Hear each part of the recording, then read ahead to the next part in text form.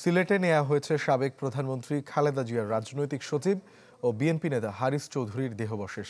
দুপুর 12টায় air ambulance যোগে দেহাবশেষ সিলেটে নেয়ার কথা রয়েছে।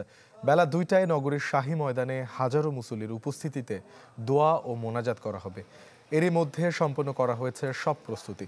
দোয়া শেষে কানাইঘাটে তার প্রতিষ্ঠিত শরীফুল হক চৌধুরী মেমোরিয়াল এতিমখানার পাশে রাষ্ট্রীয় মর্যাদায় দাফন সম্পন্ন হবে।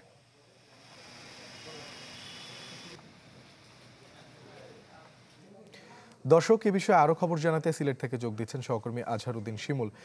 শিমুল, হারিস চৌধুরীর মরদেহ এখনো সিলেটে এসে পৌঁছেছে কিনা, সবশেষ কি তথ্য রয়েছে আপনার কাছে?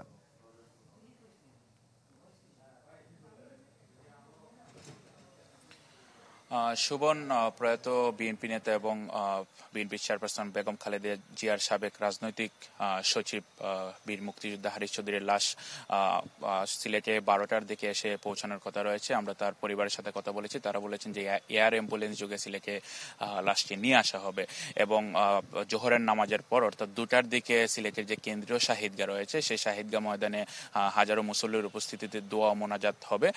সেখানে দোয়া এবং মোনাজাতের পরে তার লাশটি অ্যাম্বুলেন্স করে নিয়ে যাওয়া হবে তার যে পৈতৃক নিবাস কানাইঘাট, সেখানে তার মরদেহটি আসলে কবর দেওয়া হবে এবং তার প্রতিষ্ঠিত যে এতিমখানা রয়েছে সেই এতিমখানার পাশেই কিন্তু তার লাশ দাফন করার কথা রয়েছে। এর আগে 20 ডিসেম্বর তার হারিস চৌধুরীর কন্যা ব্যারিস্টার সামিরা চৌধুরী তিনি আসছিলেন সিলেটের কানাইঘাটে। সেখানে তিনি কানাইঘাট উপজেলা নির্বাহী কর্মকর্তার উপস্থিতিতে তারা জায়গা নির্ধারণ করেছেন এবং সেখানে আসলে সিদ্ধান্ত হয় আজ তাকে রাষ্ট্রীয় মর্যাদা দেওয়া হবে, তারপর তার লাশটি দাফন করা হবে।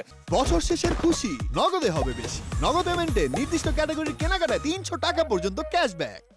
আপনারা জানেন যে 2021 সালে হারিস চৌধুরী মারা যান এবং তার নাম আসলে গোপন করে অধ্যাপক মাহমুদুর রহমান নামে ঢাকার অদূরে সাভারের একটি এতিমখানায় তার লাশটি দাফন করা হয়েছিল। তারপর তার মেয়ের আবেদনের প্রেক্ষিতে, কিরিট আবেদনের প্রেক্ষিতে কিন্তু ময়না আবার পুনরায় ডিএনএ টেস্ট করা হয় এবং ডিএনএ টেস্টে নিশ্চিত করা হয় এটি মাহমুদুর রহমান নয়, এটি হারিস চৌধুরীর লাশ।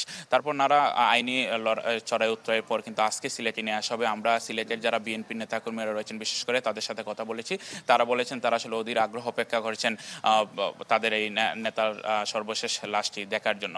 তো সুবন, আমার কাছে এই ছিল সিলেটের হারিস চৌধুরীর লাশের আপডেট। শিমুল, আপনাকে ধন্যবাদ। দর্শক, বিএনপি নেতা হারিস চৌধুরীর অন্ত্যেষ্টিক্রিয়ার সবশেষ তথ্য জানাতে সিলেট থেকে যুক্ত হচ্ছিলেন সহকর্মী আজহারউদ্দিন শিমুল।